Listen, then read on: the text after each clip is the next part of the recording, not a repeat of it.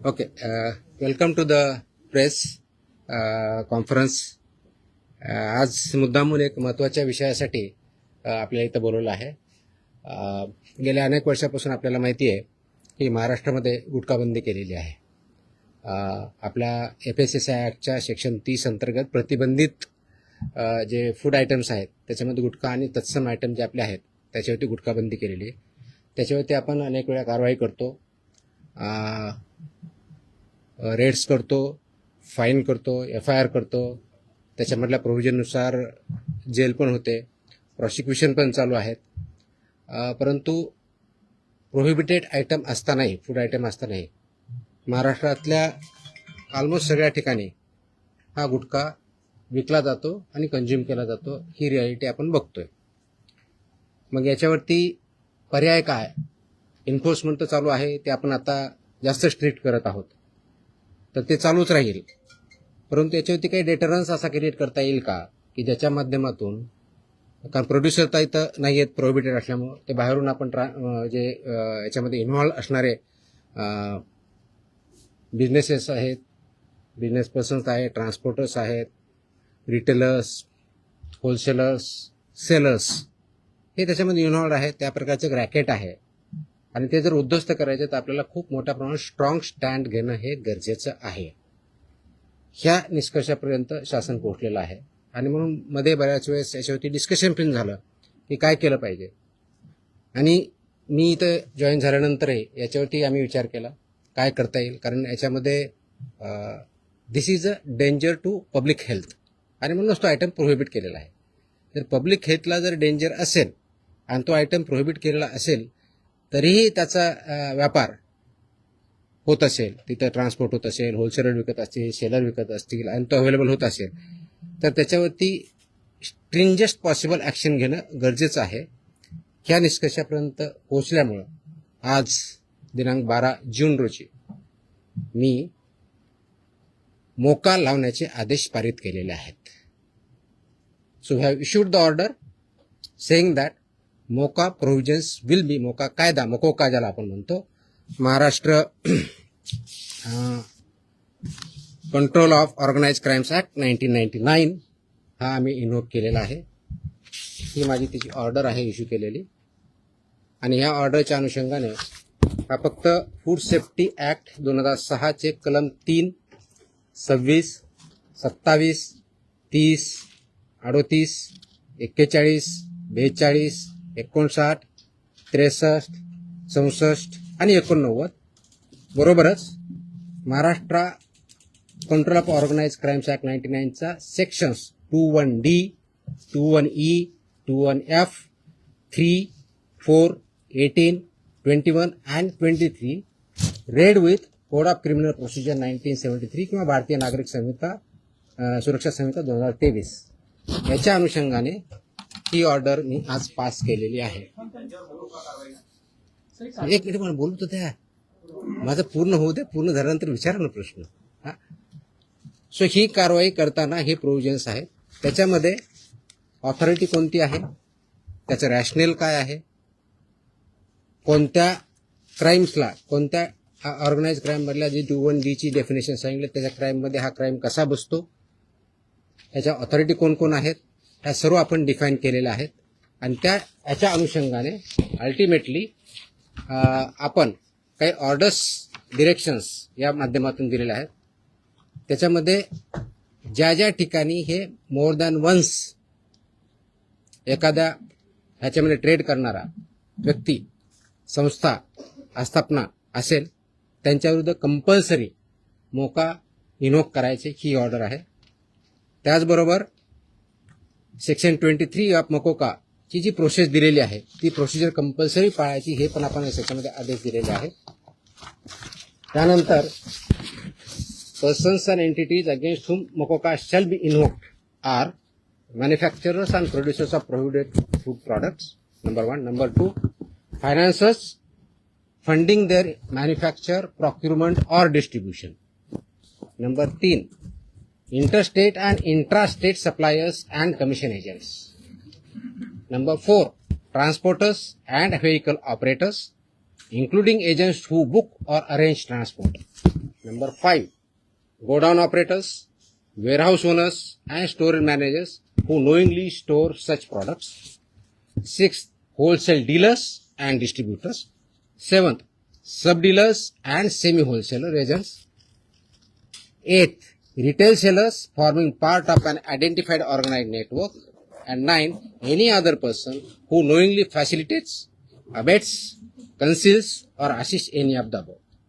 त्या इतक्या जणांविरुद्ध मोकोका वापरायचे ह्याच्यामध्ये आदेश आपण केलेले आहेत. त्याचबरोबर प्रिझम्पशन ऑफ एलिजिबिलिटी जी आहे ते फक्त याच्यावरती नाही तर प्रिझम्पशन ऑफ एलिजिबिलिटी हे आपण ज्यावेळेस म्हणतो की any one or more of the following is present, ते स्ट्रॉंग प्रिझम्पशन फेवर करणारं मोकोकाला हे प्रोव्हिजन वापरायचं. आणि no officer shall refrain without recording specific return reasons approved by joint commissioner. रिजनचं जे असेल त्याच्यामध्ये की interstate supply chain or manufacture nexus हे आपल्याला वरती न्यायचं प्रिझम्पशन ऑफ एलिजिबिलिटीसाठी वापरायचं.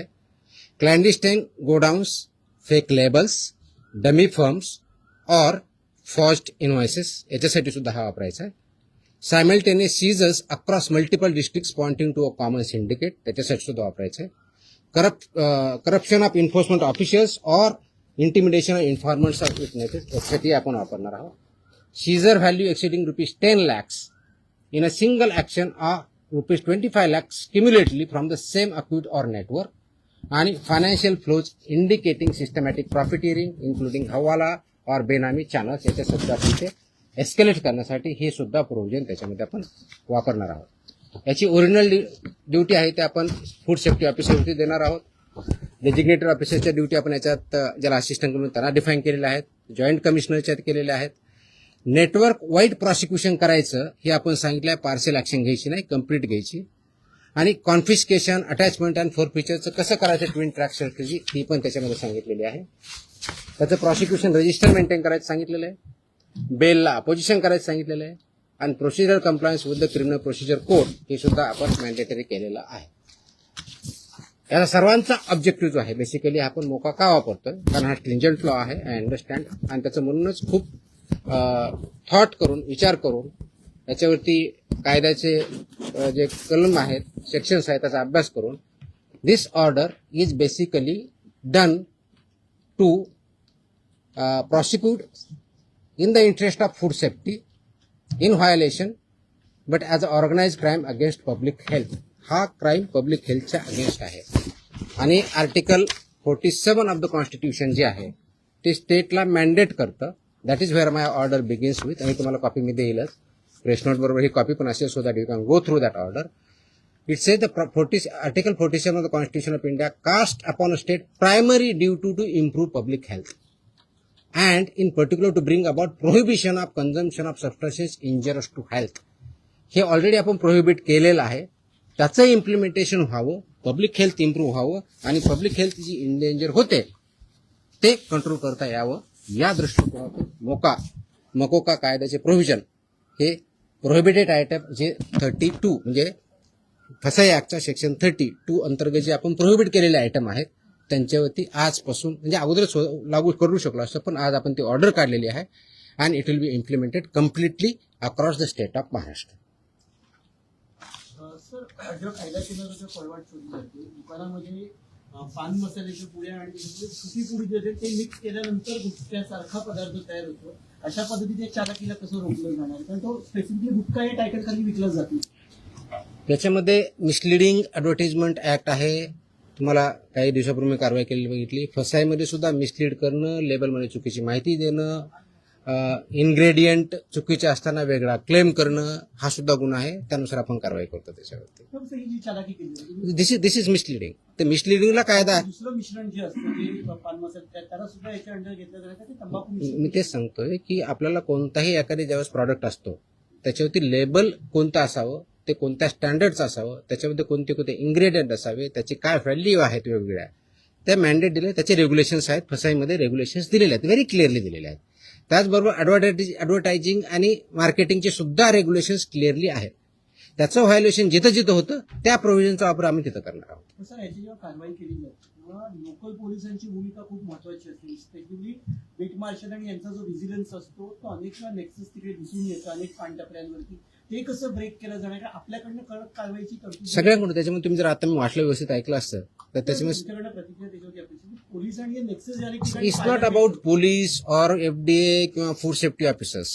It is the holistic. याच्यामध्ये कंझ्युम करणारा आहे तेवढा जबाबदार आहे, विकणारा आहे तेवढा जबाबदार आहे, इन्फोर्स न करणारा आहे तेवढा जबाबदार आहे. जो कोणी जबाबदार असेल आपण त्याच्यावरती कारवाई करणार आहोत आणि स्ट्रिक्ट करतोय. तुम्ही गेल्या काही दिवसामध्ये बघितलं असेल, हा ज्यावेळेस प्रोहिबिट केला त्यावेळेसचा उद्देश हाच होता की it's a danger to public health. आणि ते जर टाळायचं असेल, कारण याच्यामधून काय काय आजार होतात हे मी वेगळं सांगण्याची गरज नाही. It's documented, it's in the public domain. ते करण्यासाठी आपल्याला स्ट्रिंजंट ऍक्टचे प्रोव्हिजन आपण आज का इन्व्होक करतोय? कारण जेवढ्या इफेक्टिव्हली आपल्याला करायचं होतं तेवढं होऊ शकलं ना. हा डेटाच्या आधारे तुम्हाला मी डेटा सांगतो, म्हणजे जस्ट फॉर इन्फॉर्मेशन आपल्याला हा एक असेल की आतापर्यंत गेल्या 10 वर्षात ऑलमोस्ट आपण FIR किती केलेले आहेत महाराष्ट्रामध्ये. 32चा FSSAचा जो सेक्शन प्रोहिबिट केलेला आहे त्यावरती जे मॅन्युफॅक्चरर्स आहेत त्यांच्या विरुद्ध 260 मॅन्युफॅक्चरर्स FIR आहेत आपले. जे पुरवठादार आहेत हां सप्लायर्स ते 248 आहेत आणि पर्सन्स जे आहेत ते असे 190, असे 703 कोणते हे सॉरी ट्रान्सपोर्टर म्हणजे उत्पादक 260, सप्लायर्स 248 आणि ट्रान्सपोर्टर्स 190 असे 703 FIR आहेत. सो FIR काय कमी केलेत अशातला भाग नाही. त्यांचं प्रॉसिक्युशन त्यांची पुढची प्रोसेस आपण करतोय. पण आपल्याला अजूनही त्याच्यामध्ये कम्प्लीट याच्यामधून खरोखरच हद्दपात करण्याच्या दृष्टीने याच्यातून झाला नाही तर पुढची स्टेप आपण घेतोय आणि ती आज आपण घेतलेली आहे. Yes please. पदभार स्वीकारला एक मिनिट. गुटखा हा 2 नंबर धंदा आहे आणि याच्यामध्ये खूप मोठं अर्थकारण आहे आणि ज्याच्यामध्ये पोलीस प्रशासन सुद्धा मोठ्या प्रमाणात खास करून बॉर्डरवरचे जे जिल्हे आहेत किंवा बॉर्डरवरचे जे पोलीस स्टेशन आहेत तर तिथून मोठ्या प्रमाणात गुटखा सप्लाय होतो.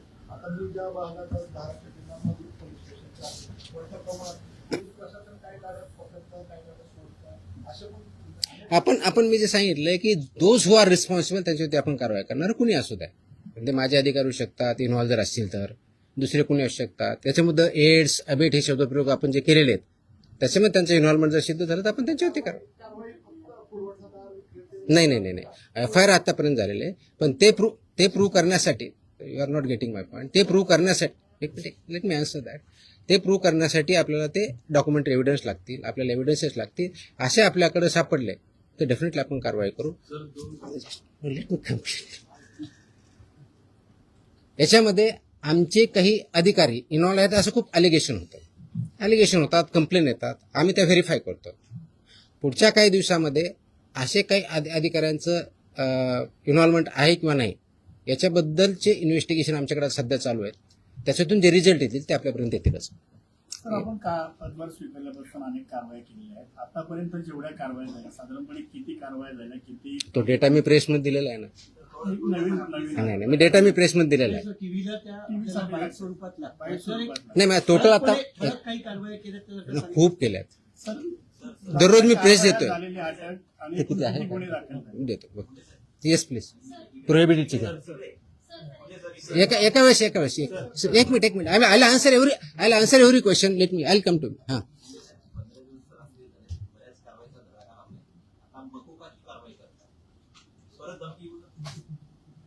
मला धमकी आलेलं कुणी सांगितलं तुम्हाला?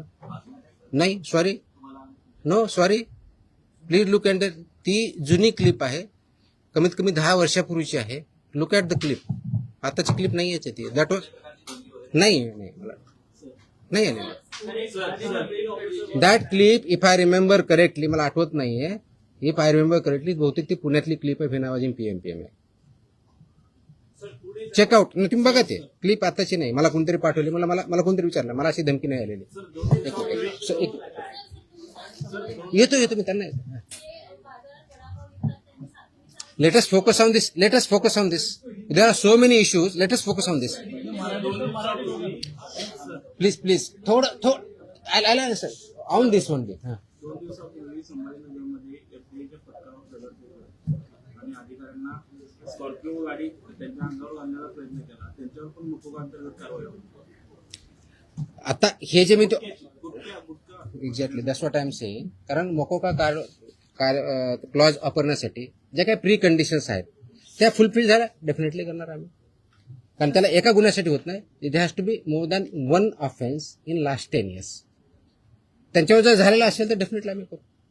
कारण त्याचं कंडिशन फुलफिल करायला पाहिजे. अदरवाईज आमचे FSSAचे ऍक्ट, BNS ऍक्ट आम्ही ते वापरतोच आहोत. आज ती जे हल्ला झाला त्याच्यावरती इमिजिएटली स्विफ्ट कारवाई पण झाली. 7 का 8 लोक त्याच्यामध्ये अरेस्ट पण झाले immediately. I spoke on with DGP also. DGPने सुद्धा इमिजिएटली त्याच्यावरती इन्स्ट्रक्शन देऊन कारवाई केली. अँड अशा प्रकारचे हल्ले आम्ही भिणार नाही. Very clearly will protect our officers आणि those who take law into their hands will show force of the law. एक मिनिट. Yes yes. नहीं बाजूला तुमच्या बताऊंगा. मेरी हिंदी इतनी अच्छी है ही नहीं. जितनी भी टूटी फूटी है उसमें बात करूंगा. बोलूंगा. एक मिनिट तुम्हाला उत्तर दिलं ना मी. आपण एकदा मराठी पूर्ण करून घेऊया, मग आपण अरे थांबा ना तुम्ही. मी इथंच आहे. मी कुठे पळून नाही चाललोय. सिस्टमॅटिक व्हायचं. भिवंडीमध्ये जे आहे ते नकली व्यक्ती अधिकाऱ्यांना अटक करण्यात आलेली आहे. त्यामुळे कशा पद्धतीने जर एखाद्या वेळी आपण ज्यावेळी थाळी टाकतो आय कार्ड असतं ऑफिसरकडे. Simple. My officers wear I card. Very clearly they show the I card. या प्रतिबंधित माल जो आहे तो बऱ्याचदा गुजरात सारख्या राज्यातून मुंबईत येतो. खास करून गुटखा असेल किंवा बऱ्याचदा भेसळयुक्त खावा देखील गुजरातवरूनच मुंबईमध्ये येतो. वाहतूक व्यवस्था करणाऱ्या अनेक लक्झरी बसेस असतात, टुरिस्ट गाड्या असतात किंवा ट्रक. यासाठी RTOची काही मदत वगैरे घेणार? मी आता वाचताना वाटलं इन्क्लुडिंग ट्रान्सपोर्टर्स. RTOची मदत घेणार? सगळ्या एजन्सी एकत्र काम करत असतात. त्याच्यामध्ये सगळ्याच एजन्सी काम करतात. आपण याच्यामध्ये मकोका लावताना किंवा हे करताना इव्हन आताचे जे FIR होत आहेत त्याच्यामध्ये आपण फक्त विकणाऱ्याला करत नाही. त्याचा ट्रान्सपोर्टरला पार्टी करतोय, त्याचा डिस्ट्रीब्युटरला पार्टी करतोय, तुमच्या ओनरला. मी तुम्हाला लिस्ट पण दिली. तर इथून पुढचे आता आल्यापासून FIRचे हे it will be right from manufacturer to seller. आताही होत आहेत, अजून जास्त स्ट्रिंजंटली होतील. So they are responsible. कायद्यामध्येच व्हेरी क्लिअरली त्याच्यामध्ये मेन्शन आहे. कुठेही डाऊट नाही त्याच्याबद्दल. याच्या बाहेर नका विचारू. जो आपला विषय चालला तेवढाच विचार. नाही संबंधित नाही. आजच्या विषयाशी संबंधित. तुकाराम मुंडे साहेब ज्या विभागाचा पदभार ग्रहण करतात तो विभाग नेहमी चर्चेत येतो, असं का होतं? त्याचं उत्तर तुम्ही द्या. मी कसं देणार आहे? आम्ही तो काय होतो तर you are better. No I cannot answer this.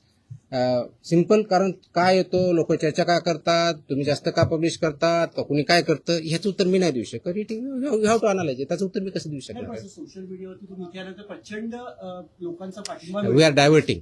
Late us not divert. No. So publish related direct आहे. नो हे जे विषय त्याच्यावरती आपण बोलू, बाकीचे विषय नाही. हा नाही याच्या अगोदर फक्त हा डेटा हा प्रोहिबिटेड ना प्रतिबंध. हा आता तुम्ही जो विचारला होता प्रश्न की मी 25 मे ते 11 जून या काळामध्ये प्रोहिबिटेडच्या बाबतीत म्हणजे प्रतिबंधित आयटमच्या बाबतीतला सांगतोय, बाकीच्या नाही सांगत आहे कारण हा प्रोहिबिटेडचा विषय आहे. म्हणून तपासणी केलेल्या आस्थापना म्हणजे प्रोहिबिटेडच्या बाबतीत त्या 354 आहे. 354 बाकीचे असेल ना आपल्याकडे पुढचे केलेले ती पण असेल ना, तो पण मागवा ना. आणि ड्रगचे असेल तर ड्रगचं पण मागवा. त्याच्यामध्ये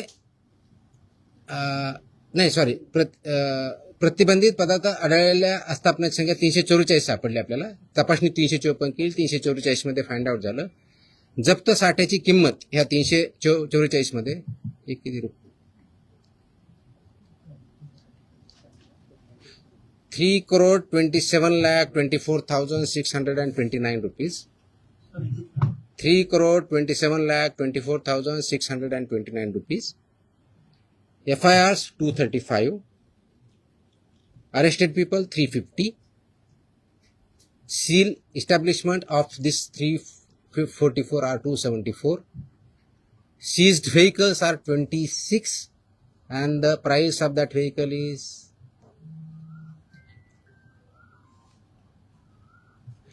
13,39,500. Sorry, 1,33,95,000. So this is about 25 मे ते 11 जून प्रोहिबिटेड आयटमच्या बाबतीत जी मोकोका आपण लावला त्याच्या बाबतीतची माहिती आहे. 26. त्याची कॉपी पाहिजे, कॉपी द्या सर्वांना. Okay. So I am giving you the press note detail in Marathi. and I'm attaching the order also, so you are aware of this. Order is in English. ते आम्ही मराठीमध्ये आम्ही पाठवतो आमच्या ऑफिसला. इट्स अ बिग ऑर्डरची ऑर्डर आहे. जवळजवळ किती पानाची आहे? 8 पानाची ऑर्डर आहे. कारण याच्यामध्ये रॅशनिंग डिस्ट्रीब्यूट सगळं आहे. So will get this one. Rate note plus this one. हिंदीमध्ये माझी हिंदी चांगली नाही होत एवढी यार. मैं इतना बुरा लगूंगा उसमें. मैं इंग्लिश में बोल सकता हूँ. हाँ हाँ हाँ.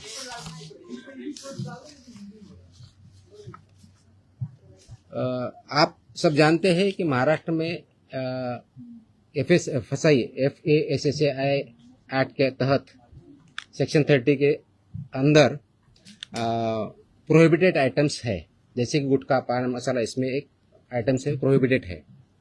इसका मतलब ये होता है कि ये प्रोडक्ट, फूड प्रोडक्ट जो है प्रोहिबिटेड, वो महाराष्ट्र में मैन्युफैक्चर नहीं हो सकता है, ट्रांसपोर्ट नहीं हो सकता है, स्टोर नहीं हो सकता है, सेल नहीं हो सकता है. फिर भी बहुत कार्रवाई करने के बावजूद इसका सेलिंग और अवेलेबिलिटी महाराष्ट्र में कई जगहों पे पाया जाता है. इसलिए गवर्नमेंट शासन ने ये डिस्कशन कर रही थी कि इस पर क्या किया जाए, कौन सा स्ट्रिंजेंट एक्ट या क्लॉज या कार्रवाई की जाए जिसकी वजह से ये एक्चुअली प्रोहिबिट होगा, क्योंकि ये दिस इज ए इंडेंजर, तो पब्लिक हेल्थ के लिए हानिकारक है. इससे पब्लिक हेल्थ इंडेंजर होती है. ये नॉलेज पब्लिक डोमेन में है. तो इसके तहत आज हमने मोकोका एक्ट जो है महाराष्ट्र का, Maharashtra control of organise crime act 1999, ये इसमें इन्वोक करने का निर्णय लिया है, लागू किया है कि जो ये बिजनेस में मैन्युफैक्चरिंग करते हैं, ट्रांसपोर्ट करते हैं, सेल करते हैं, डीलर्स है, सेमी डीलर्स है, ये सबको ये प्रोविजन के अंदर अभी कार्रवाई की जाएगी.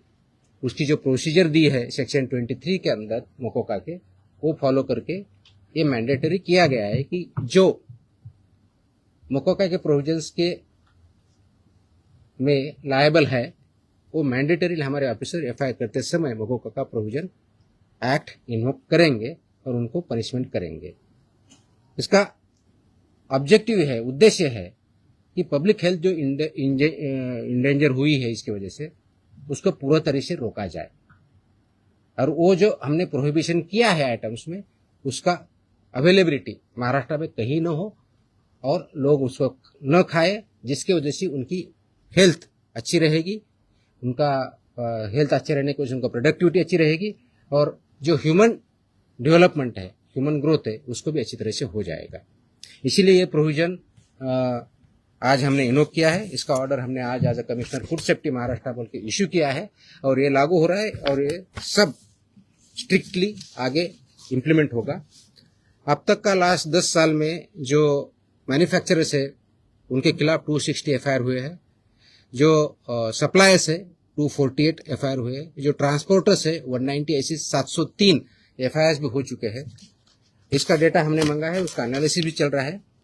तो मेरी ये सुझाव है, वार्निंग है, those who are involve in this business, इधर मैन्युफैक्चरर और ट्रांसपोर्टर्स और सेलर्स और डीलर्स और सेमी डीलर्स, ये महाराष्ट्र में आप काम बंद कीजिए, नहीं तो ये कानून के हिसाब आपको कड़ी से कड़ी जो आपको सजा इसमें पता है वो दिया है, इसी शासन सजा देंगे, प्रोसिक्यूट करेंगे, और हम महाराष्ट्र जो प्रोहिबिटेड आइटम है उसमें नहीं मिलने देंगे. ये जो हमने बताया कि इसमें कौन कौन आता है, तो इसमें मैन्युफैक्चरर आएंगे, manufacturer end producers of prohibited items, financiers funding जो करते हैं मैन्युफैक्चर के लिए या प्रोक्यूरमेंट के लिए या डिस्ट्रीब्यूशन के लिए, वो भी आएंगे. इंटर स्टेट और इंट्रा स्टेट सप्लाईज जो है वो भी इसमें आएंगे, कमीशन एजेंट्स भी इसमें आएंगे, ट्रांसपोर्टर्स आएंगे, व्हीकल ऑपरेटर्स आएंगे, इंक्लूडिंग एजेंट्स हु बुक और अरेंज फॉर ट्रांसपोर्ट, वो भी आएंगे. गोडाउन ऑपरेटर्स आएंगे, वेयरहाउस ओनर्स आएंगे and store managers who knowingly store such products, वो भी आएंगे. होलसेल डीलर्स एंड डिस्ट्रीब्यूटर्स भी आएंगे, sub dealers and semi wholesalers भी आएंगे, एजेंट्स भी आएंगे, retail sellers forming part of an identified organise network भी आएंगे, और एनी अदर पर्सन नोइंगली, जानबूझ के उसको अबेट करता है, इंफॉर्मेशन कंसील करता है या असिस्ट करता है, ये सब के खिलाफ चलेगा. सेलर है।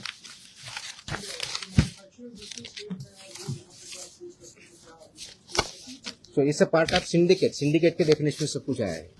Organized crime. That's why it is an act. That's why this is become an organized crime, and they are working as a syndicate. That's why we are invoking this provisions. They are supporting. They are supporting.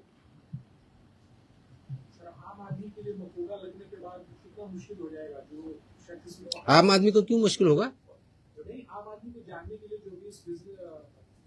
आम आदमी business में नहीं है ना।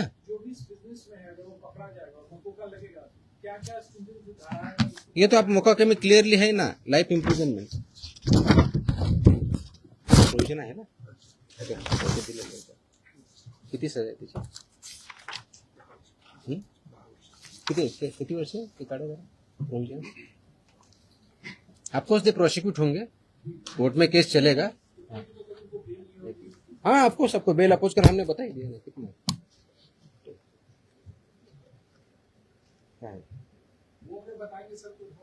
नहीं वो तो फुटे which may extend up to 10 years imprisonment shall also be liable to fine, such property shall also be liable to be attached and forfeiture। और रिपीट है तो उसका फिर और बताए यहाँ इम्प्रिजनमेंट प्रॉपर्टी भी सीज होगी। नाही हे विषय संपवल्यानंतर आपण दुसरा आता ठीक आहे। तुमचे प्रश्न संपत नसतात कधी मला माहिती आहे। आय थिंक झालं ना आता हिंदीमध्ये। हा येतो येतो येतो येतो येतो येतो येतो एक विषय संपला, आता हा विषय संपवत आपण। माझी अशी अपेक्षा आहे आपल्याकडून, प्लीज याला चांगली पब्लिसिटी द्या। This is in the interest of state of Maharashtra.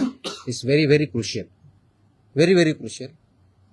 Many people have fallen prey to this, so we need to save our people. We need to work. That's a public health hazard and we have to eliminate it. Absolutely clear. So इसीलिए मुझे ये publicity जितनी ज़्यादा दे सकते हो वो दे दो. That is my request. Dairy ओनर्सची आणि मॅन्युफॅक्चर म्हणजे मिल्क अँड मिल्क प्रॉडक्ट्स याच्यामध्ये आज मीटिंग मी सगळ्यांची बोलवली होती. उद्देश हा होता की डेअरी सेक्टरमध्ये जे फसाईचे रेग्युलेशन्स आहेत, स्टँडर्ड्स आहेत, म्हणजे सगळ्या सेक्टरमध्ये आहेत, त्याच्यामध्ये डेअरीचे पर्टिक्युलरली बोलवली होती. कारण तो खूप मोठा इश्यू आहे, अनेक वर्षापासून आहे. अत्यंत चांगले लोक काम करणारे त्याच्यात आहेत आणि काही त्याच्यामध्ये चुकीचं काम करणारे पण आहेत. आणि म्हणून FDA म्हणून आम्ही काय कारवाई करणार as a regulator. FDA is a regulator आणि फूडच्या बाबतीत म्हणलं फूड कमिशनर स्टेट म्हणून आम्ही रेग्युलेट करतो जे फसाईचे नॉर्म्स आहेत. कारण फसाई ॲक्ट हा 2006ला आला, त्याचे रूल्स 2011ला झाले आणि 2011 पासून आतापर्यंत वेगवेगळे रेग्युलेशन किंवा स्टँडर्ड्स फसाईने डिक्लेअर केलेले आहेत. ते मॅन्डेटरी आहे सर्वांवरती. जे जे फूड बिझनेसेसमध्ये आहे, ज्याला आपण FBO म्हणतो, फूड बिझनेस ऑपरेटर, ते रजिस्टर्ड असणं हा भाग वेगळा आहे. पण त्यांनी कोणत्या कोणत्या प्रकारचे स्टँडर्ड्स जे जे प्रॉडक्ट आहेत त्याला वापरायचे, त्याप्रमाणे प्रॉडक्ट तयार करायचे किंवा सेल करायचे, हे त्याच्यामध्ये स्टँडर्ड्स दिलेले आहेत. त्याच्यामधला एक भाग म्हणून जे मिल्क अँड मिल्क प्रॉडक्ट्स आहेत याच्यासाठी जे स्टँडर्ड्स लागतात ते त्यांनी पाळावेत, ते त्यांनी इम्प्लिमेंट करावेत. या दृष्टिकोनातून एक इंटरॅक्शन सेशन, कायद्याचे प्रोव्हिजन, रेग्युलेशन्स कोणते आहेत ते त्यांना आम्ही सांगितले. त्यांचे जे काही इश्यू होते ते आम्ही समजून घेतले आणि यातून पुढे खूप स्ट्रिक्टली याच्यावरती इन्फोर्समेंट होईल. Right from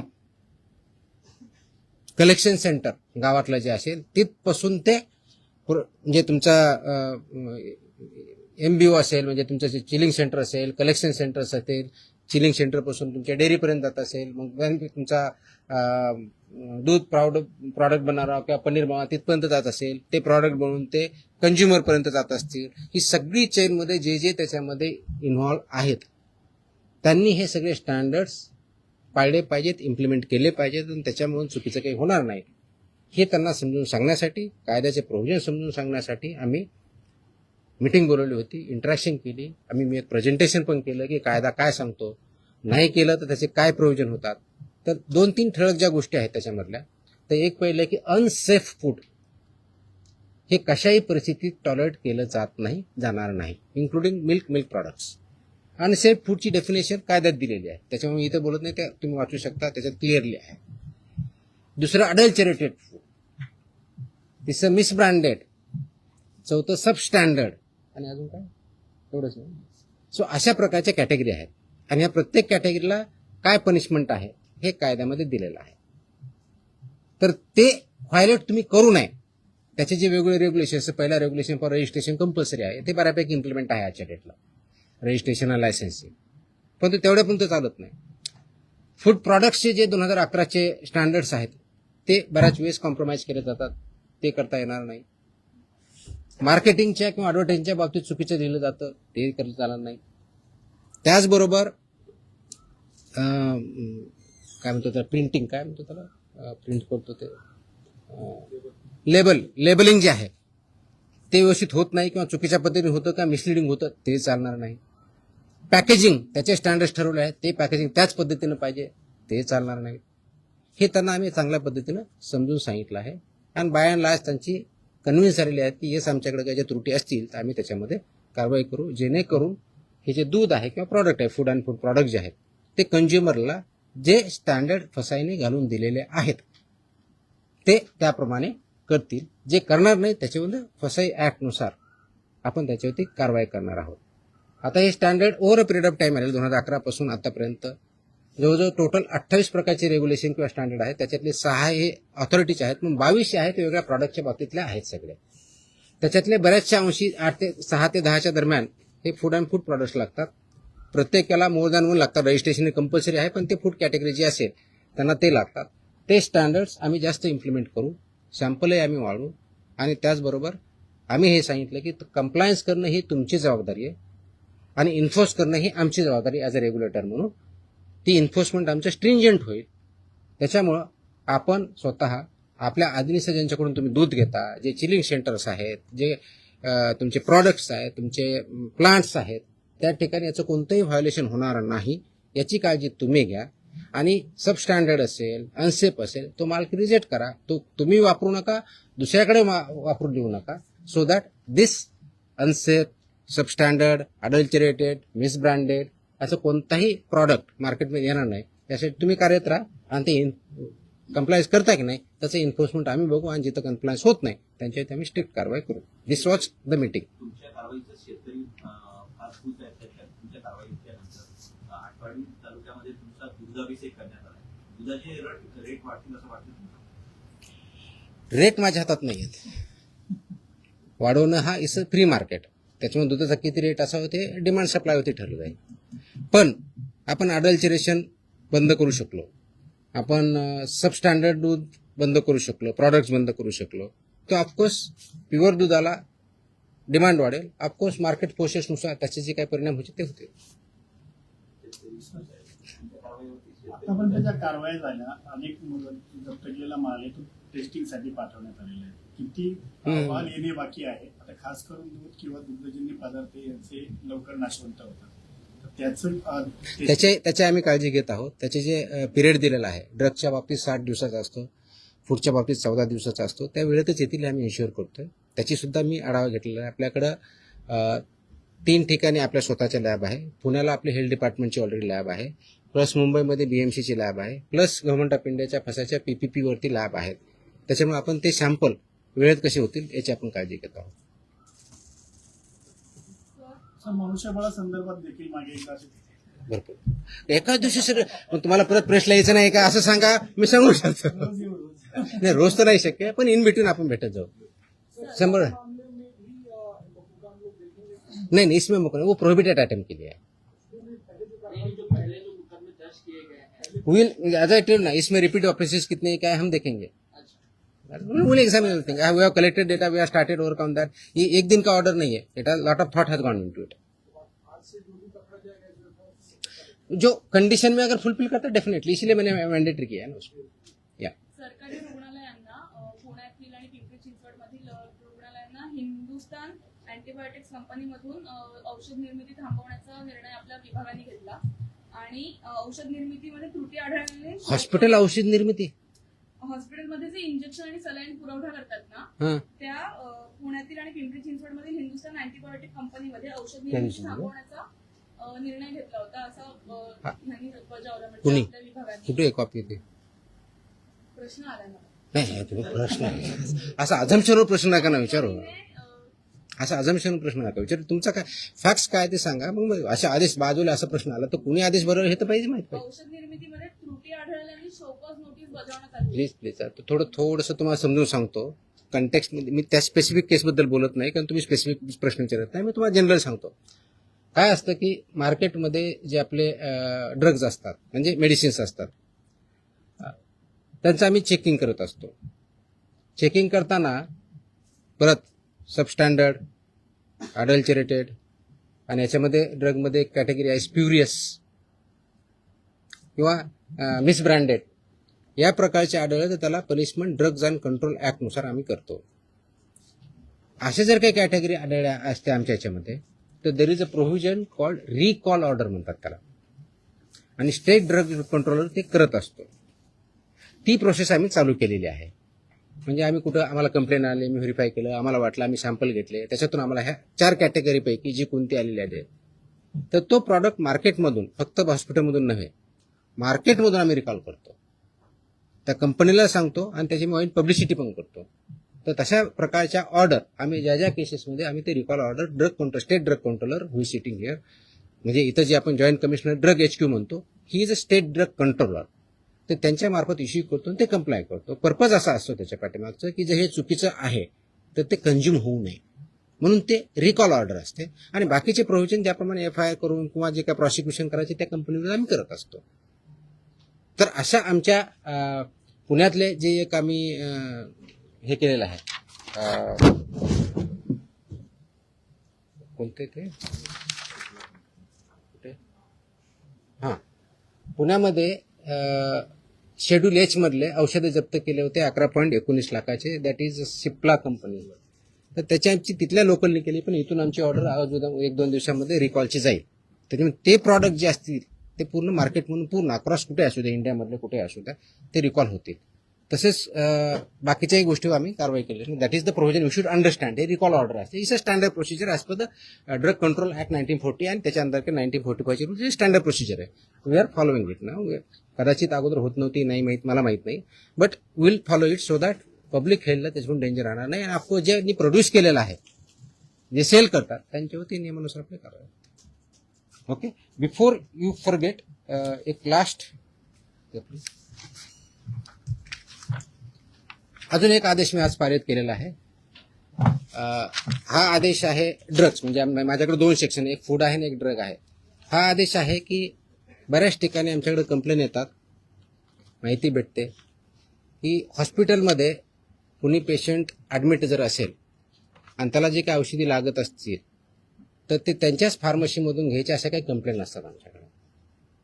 by law they cannot force any hospital तिथूनच घ्यायचं मॅन्डेट नाही आहे. त्याचे आदेश आम्ही जारी केलेले आहेत. आदेश त्याची पाहिजे तर कॉपी आम्ही प्रेस कदाचित उद्या देऊ दिली का त्या पण माहितीसाठी म्हणून देतोय की ऑलरेडी केले की असं त्यांना करता येत नाही. कोणत्याही पेशंटला जर बाहेरून आणायचं हा त्यांचा चॉईस आहे. यू कॅनॉट फोर्स एनीबडी की तुमच्याच फार्मसीमधून किंवा ह्याच फार्मसीमधून किंवा त्याच फार्मसीतून घ्या हे तुम्ही पेशंटला फोर्स करू शकत नाही. हे आम्ही सगळ्यांना ऑर्डर काढलेली आहे आणि इट विल बी इन्फोर्स्ड कारण तो सिटिझन्सचा किंवा पेशंटचा राईट आहे कुठून परचेस करायचा.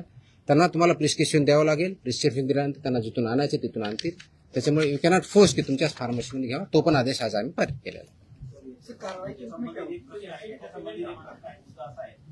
जर डॉक्टरने देऊन दिलं प्रिस्क्रिप्शन तो त्याच्यात जो प्रिस्क्रिप्शन किंवा पुढे जे काही लिहून देईल ते फक्त त्याच्याच मेडिकलमध्ये अवेलेबल असतं. जर दुसरीकडे घ्यायला लागला तर तिथं उपलब्ध नसतं. असं का बरं होईल?